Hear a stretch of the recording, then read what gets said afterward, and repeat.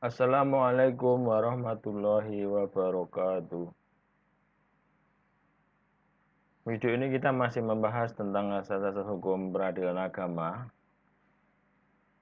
Ya, sementara untuk video ini kita bahas asas hukum yang berlaku pada peradilan umum. Seperti kita ketahui, asas hukum peradilan agama itu asas hukum yang bisa kita temukan di dalam Undang-Undang Peradilan Agama, dan juga ada asas-asas hukum yang berlaku pada peradilan umum, itu berlaku pula pada peradilan agama. Nah, untuk asas hukum yang berlaku di peradilan umum itu ada beberapa macam ya. Di antara nanti akan kita bahas di sini. Yang pertama adalah asas kebebasan hakim. Hakim itu bebas dari segala tekanan, bebas dari segala bentuk ancaman dari kekuasaan negara ataupun dari pihak manapun. Ya, kemudian asas penegakan hukum dan keadilan berdasarkan Pancasila. Peradilan itu bertujuan untuk apa? Ya, untuk menegakkan hukum, menegakkan peraturan-peraturan yang sudah dibuat oleh negara, dan juga untuk menegakkan keadilan. Apabila terjadi ketidakadilan, maka pengadilan berfungsi mempunyai tujuan untuk menegakkan keadilan dengan berdasarkan pada Pancasila. Jadi sila-sila yang ada di dalam Pancasila inilah yang menjadi dasar penegakan hukum dan keadilan. Kemudian ada asas peradilan negara diatur dengan undang-undang. Kalau kita lihat tentang peradilan negara atau kekuasaan kehakiman, itu dilakukan yang namanya peradilan. Ada Mahkamah Agung dan peradilan yang berada di bawahnya, dan juga ada Mahkamah Konstitusi. Masing-masing peradilan tadi semuanya itu diatur dengan undang-undang.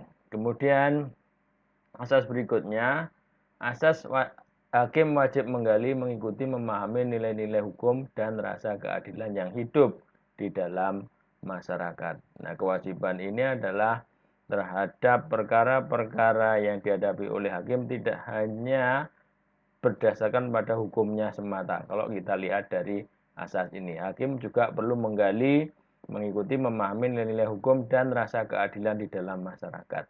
Itu untuk asas hakim wajib menggali nilai-nilai hukum dan rasa keadilan dalam masyarakat. Kemudian asas hakim harus memiliki integritas dan kepribadian yang tidak tercela, jujur, adil, profesional, dan berpengalaman di dalam hukum. Integritas artinya mempunyai integriti, ya,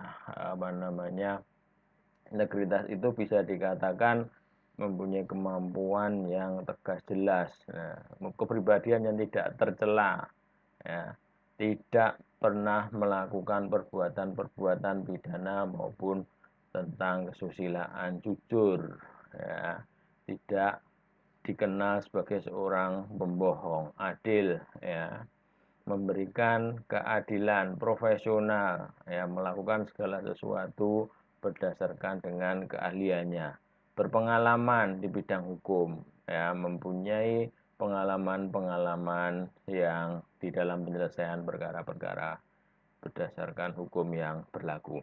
Kemudian hakim wajib mentaati kode etik dan pedoman perilaku hakim. Bagi hakim itu ada kode etiknya, dan juga ada yang namanya pedoman perilaku hakim. Inilah yang harus ditaati oleh hakim-hakim ataupun seorang yang berprofesi sebagai hakim. Kemudian asas putusan diambil berdasarkan sidang permusyawaratan hakim yang bersifat rahasia. Nah, kita ketahui di sebelumnya asas hakim sifatnya adalah terbuka, tetapi dalam hal sidang permusyawaratan hakim itu dilakukan secara rahasia, tidak boleh diketahui oleh orang lain. Karena apa? Nah, nanti ini yang akan diucapkan di dalam sidang putusan, pengucapan putusan atau pembacaan putusan. Kalau sebelum dibacakan putusan, apa yang menjadi hasil dari permusyawaratan hakim tidak boleh bocor, tidak boleh keluar dari para hakim yang melakukan permusyawaratan hakim tersebut.